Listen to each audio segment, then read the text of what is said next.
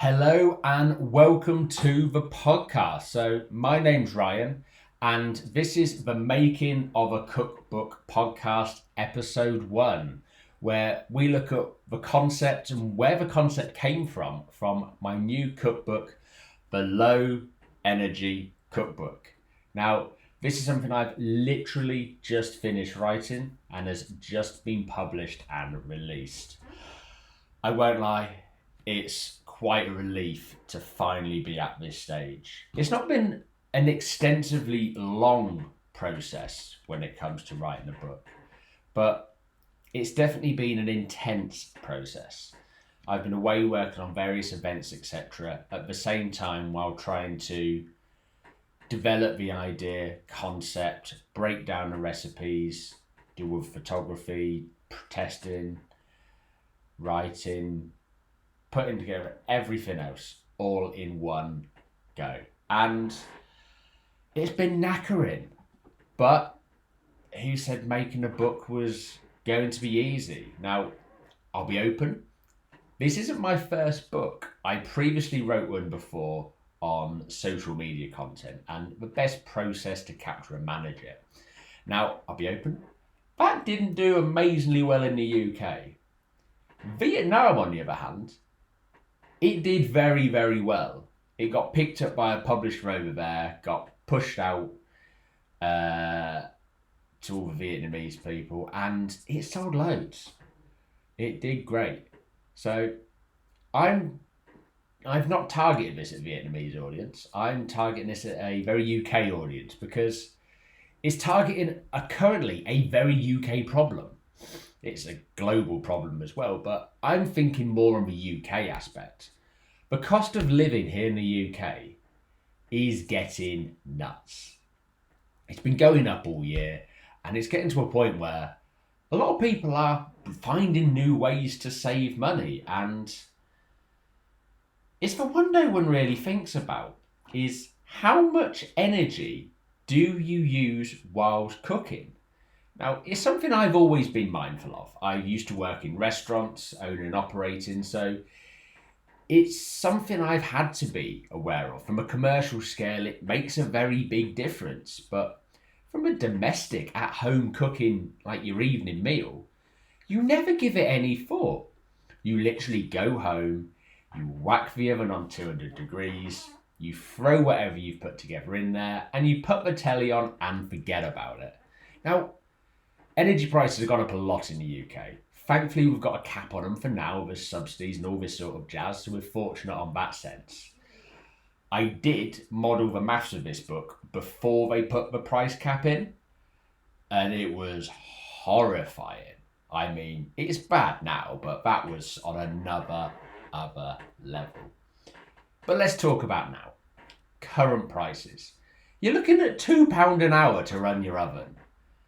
It's crazy. There's a headline fact on the front of a book that says just preheating your oven alone every day for a month will cost you over £10. It's not even cooking anything. It's just priming itself to do the job. And I think that in itself speaks volumes.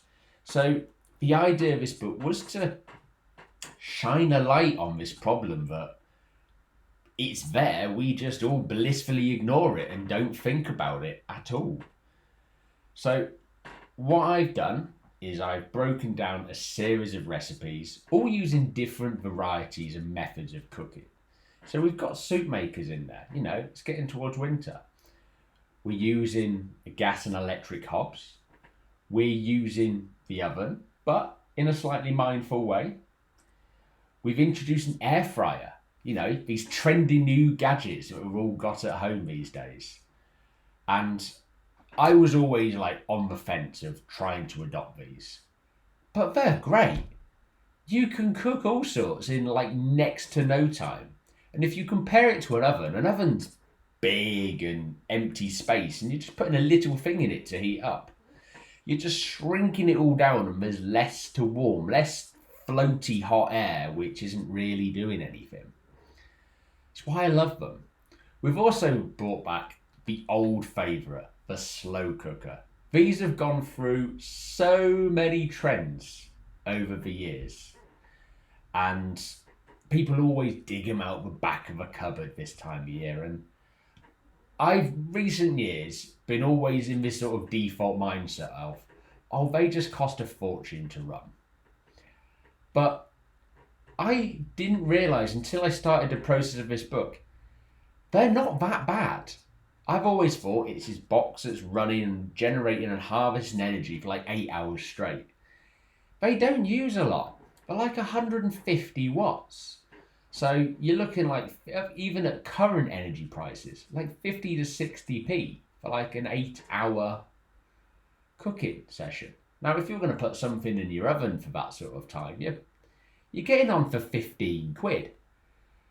Granted, no one cooks anything in their oven for 8 hours. You probably do a couple of hours at best, but that's still 8 times more than using your slow cooker.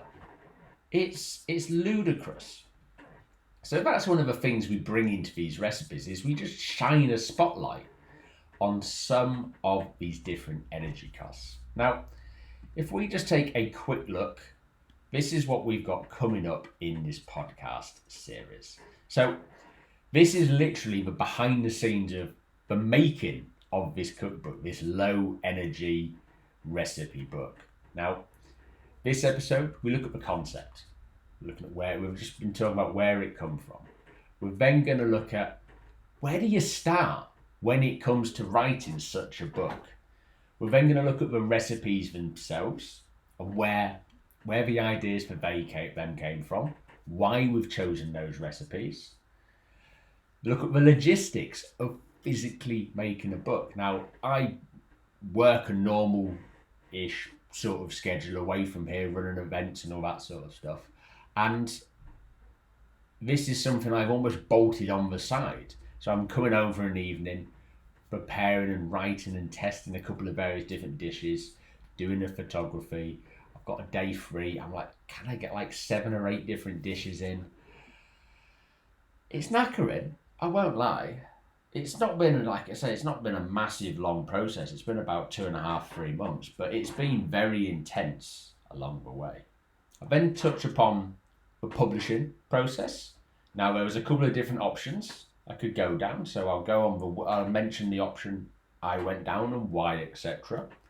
Then how do you market a book like this? So naturally, this podcast falls into part of that scope. But what other sort of methods? What publications reaching out to? What sort of content's getting produced? I've got my phone constantly dinging at the moment because I did a teaser post. As soon as you put a teaser post out there, everyone on Instagram who's got their little influencer pages is going, ooh, give me $20 and I'll do a post for you. My inbox is full of stuff like that at the moment. So I go through how you filter down that and how you choose which ones are worth a bit of a punter, etc. But that's where we're at with this book. So let's talk about concept again for a second. The concept here was to shine a light on how much energy you actually use while cooking. And I'd already come up with a concept for this and started mapping out the sort of structure and all that. And I went out for dinner with a friend of mine, and we were old men. We were literally sat there. We've both got the same energy provider. It's one of the big 3 energy providers. He was locked into contract. I was on a variable tariff at the time. And we sat there on our phones at dinner comparing our energy rates and what they were going to go up to. So this would have been early September. They'd already put on there the little update onto the app showing that what they were potentially going to go up to as of the start of October. And this was before they put price caps in. And it was scary. It really, really was. And yeah, we were just old men just sat there going through comparing our energy tariffs at dinner. What else are you going to do?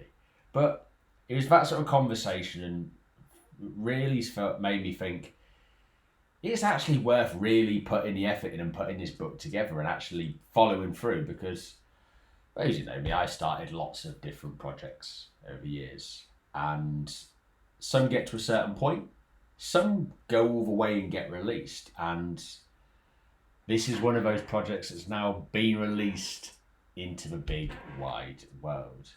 And energy is a hot topic at the moment, which is why, let me just scroll through. If you look here at the inside of the book, this is an example. Naturally, if you're just listening to this through Spotify, etc., you haven't got this luxury. If you're watching this or playing this on YouTube, you can see the internal page example here. And at the bottom, there's a breakdown of the energy used per device to make that dish. So, did you warm some up in the microwave? Did you boil the kettle to have the water to cook your pasta? All those things are broken down and shown as a per dish basis. And that was one of the things, to make a very sort of clean, easy cookbook that anyone can follow. And again, it's dishes that you're gonna cook every night of the week. It's not gonna reinvent the wheel and push the boundaries of culinary cuisine. It's not the point of this book. Who cooks like that every single day? This is literally highlighting stuff you're genuinely going to cook when you get home from work. And no, it's not got ready meals in. It's stuff you will cook from fresh and you will cook at home in the real world. It's a real world cookbook. I cooked everything and prepared it in our kitchen at home. Granted, I had the obstacle of a tripod and a camera to try and negotiate my way around. So when I was trying to rush through certain points and stuff, it was a trip hazard. I tripped over it and kicked it many, many times. But yeah, it's real. It's cooked in it's a 2-bed house. It's in a real normal sort of size kitchen, not in some studio or anything like that. I wanted this book to be as real and authentic as possible, and I'd like to think that's what's being achieved here. But anyway, you guys can be the judge. It is available now on Amazon. Search the Low Energy Cookbook and check it out for yourself. Now, as you can see, the following episodes, as we touched upon earlier, is where to start with this process, the recipes, logistics, publishing, marketing. It's going to be a real behind the scenes of how this came together. I say it's meant to be a bit of inspiration of different cooking ideas, but also the fact of anyone can actually write a book and publish it. It's not a special thing to go and do anymore. Anyone can physically do what I've just done. There's nothing special involved here. It's very, very run-of-the-mill, free software and all that jazz. But anyway, thank you very much for listening, and hopefully I will see you guys in episode 2.